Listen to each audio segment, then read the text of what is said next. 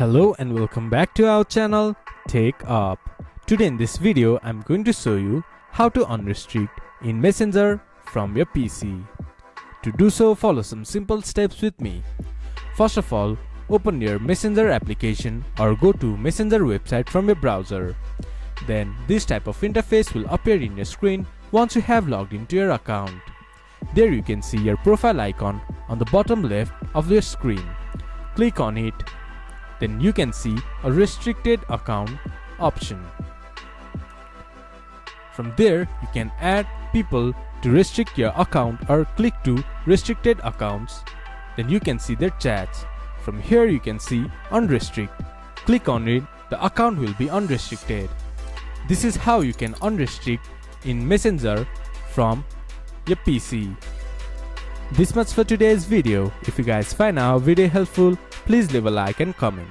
And do not forget to subscribe our channel and hit the bell icon. I'll see you guys again in our next video. Thank you for watching.